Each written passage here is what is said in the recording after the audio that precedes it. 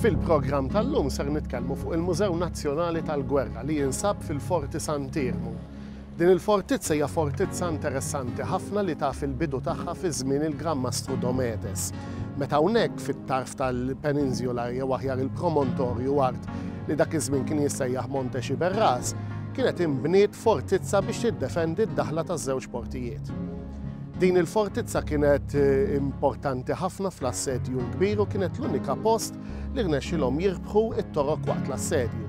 Però biex rebħuha it-toroq kellhom jaħlu ħafna mir-riżorsi li kellhom waqt l-assedju l-kbir.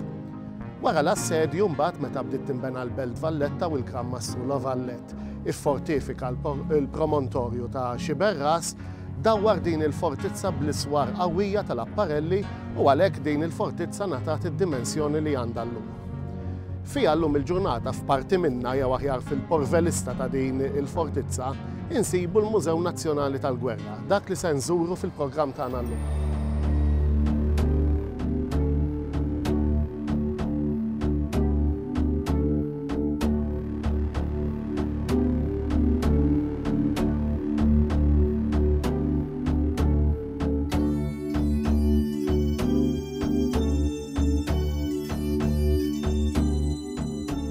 Meta wieħed jisma' l-kelma gwerra jiġi f'moħħu affarijiet negattivi u koroħ. Fil-fatt huma negattivi u koroħ, però l-għan prinċipali ta' dan il-mużew huwa mhux li jesponi n-negattività tal-gwerra biss, imma li juri l-effett li din ħallit fuq pajjiżna.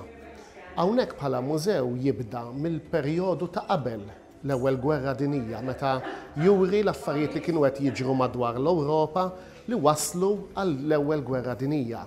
Konsegwenza ta' dan, Malta kienet effettwata bħalma nafu fl-ewwel gwerra dinjija, Malta l-iktar li kienet użata kien bħala sptar u post fejn kienu jiġu dawk li kienu feruti waqt il-gwerra. Malta kellha sem indirett, però mbagħad l-istorja kienet totalment differenti fit-tieni gwerra dinjija, meta Malta kellha tagħti s-sem dirett tagħha fil-gwerra u anke batiet mill-konsegwenzi tagħha.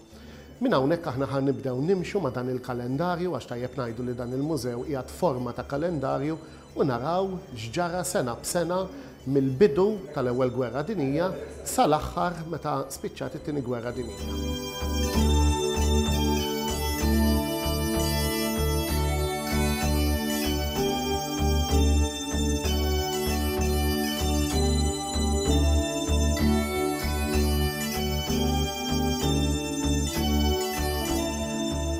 Bħalma tistgħu taraw dan il-mużew huwa wieħed mill-iktar mużewijiet li iżuruh nies. U dan biex ħafna nies jitalmu fuq dak kollu li għandu x'joffri dan il-mużew. Tajjeb ngħidu li ħafna mill-affarijiet li nsibu esebiti f'dan il-mużew huma dawk oriġinali li ntużaw matul it-tieni gwerra dinjija. Pereżempju, il-mezzi ta' trasport dak it-trakk li taraw warajja li huwa wieħed mit-trakkijiet oriġinali li ġie restawrat biex qiegħed f'dan il-mużew. Huwa trakk li kien jintuża bħala mezz ta' trasport fi żmien il-gwerra. Wieħed mill-ikoni ta' dan il-mużew huwa bla dubju ta' xejn l-ajruplan il-Fate. Dan l-ajruplan huwa ta' tip Gladiator li meta faqqat il-gwerra kien hawn tlieta biss minnhom f'Malta, il-Hope, il-Fate u ċ-Charity. Tnejn minnhom inqerdu kompletament, però dan irnexxielu isalva. Biż-żmien il-Gvern Ingliż kien irregalah lill-poplu Malti bħala ikona tat-tieni gwerra dinjija. Ma' żmien ġie restawrat u tpoġġa hawnhekk fil-mużew biex jiġi ammirat. Però barra minn hekk qiegħed jgħid l-istorja ta' kif dawn it-tliet ajruplani kienu l-ewwel forma ta' difiża li kellha Malta meta faqqat il-gwerra.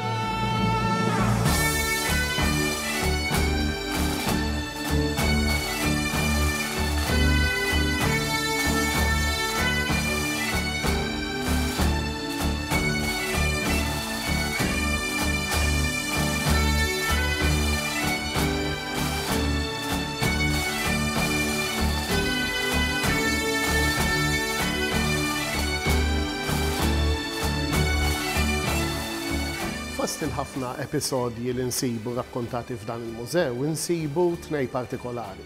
Wieħed minnhom huwa l-attakk qalil fuq l-aircraft carrier Illustrious u d-devastazzjoni li ġab magħha dan l-attakk. Nistgħu ngħidu li dakinhar kienet saret erda kbira fil-Kottonera, speċjalment fl-inħawi tal-Isla. Avveniment ieħor li nsibu f'dan il-mużew huwa l-attakk tal-e-boats fuq Breakwater, meta bis-saħħa ta' nies tal-assa ta' fuq Santirmu irnexxielhom jisfrattaw wieħed mill-pjani tat-Taljani li kellhom biex ifarku il-bokka tal-port il-kbir. Dawn il-ħafna stejjer qegħdin rappreżentati hawnhekk kemm b'dokumenti oriġinali, ritratti oriġinali tal-epoka u anka affarijiet u għodot li ntużaw. Anka bħal pereżempju kopja ta' din il-e-boat li għalkemm mhix bħal dawk li ntużaw fuq l-attakk tal-Breakwater, però hija simili ħafna għal dawk li kienu jintużaw f'dan it-tip ta' attakki.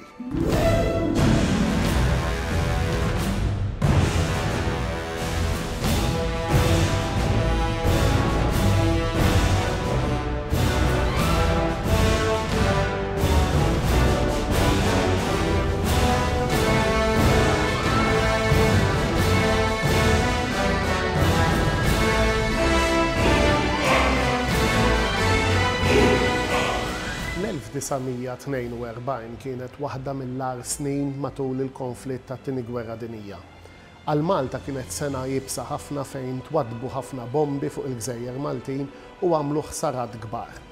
Fost il-bin importanti li waqa' bħal huma knejjes, palazzi u anka djar, insibu t-telfa ta' wieħed mill-isbaħ binijiet li kellna f'pajjiżna, it-Teatru Rjal, li dan intlaqat waqt attakki u ġarraf ħsarat kbar. Minn dakinhar law dan it-teatru qatt ma reġara l-isplendur li kien igawdi qabel il-gwerra. Hawnhekk f'din il-parti tal-mużew insibu diversi biċċiet minn dan it-teatru, teatru sabiħ, u anke armamenti li kienu jintużaw għal kontra l-ajruplani. Il-mod ta' difiża li kellhom il-Gżejjer Maltin biex kienu jilqgħu għall-attakki li kienu jsiru ta' kuljum mill-ajruplani tal-Edewa li kienu qegħdin iwadbu ħafna bombi fuq il-Gżejjer Maltin.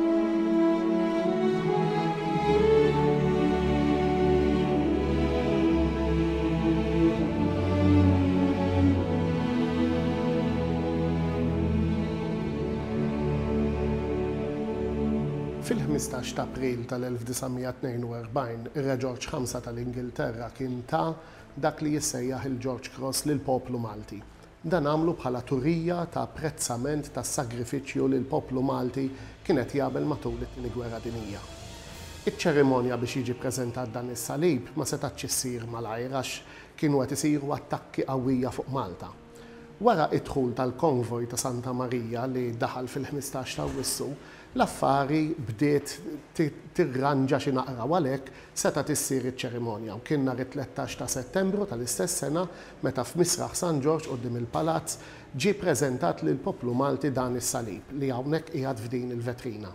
Dan huwa s-salib oriġinali li kien bagħat ir-Re George biex jagħti unur u jgħid grazzi lill-poplu Malti tas-sagrifiċċju kbir li kienet jagħmel matul it-Tieni Gwerra u tas-semm kbir li kienet jagħti.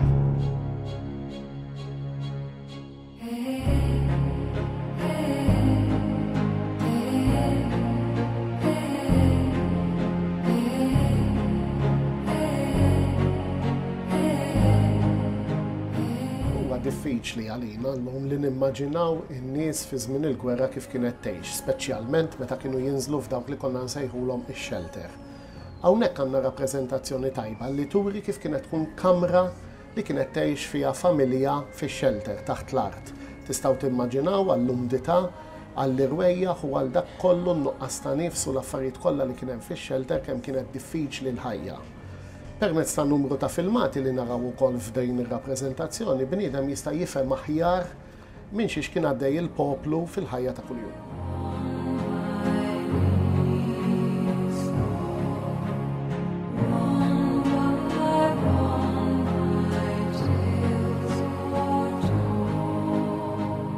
Dan il-mużew jiffoka fuq l-ewwel gwerra dinjija, l-interwar period u t-tieni gwerra dinjija.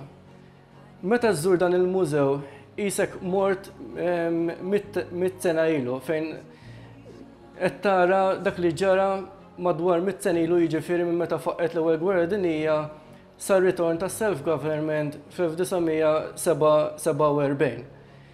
Nistgħu nsemmu li pereżempju hawnhekk tista' tara x'ġara 70 sena ilu. Eżattament fl-1941. Ġrajja marbuta ma' Novembru tal-1941 hija l-arqa tal-battleship HMS Barham li fuqu kellek iservu 36 Malti li minnhom tilfu ħajjithom 17 il-Baħri Malti. Dan il-bastiment kien qed isalpa fil-vant tal-Mediterran u ġie marraq minn sottomarin Ġermaniż. Dan huwa wieħed mill-ħafna episodji infakkar f'dan il-mużew.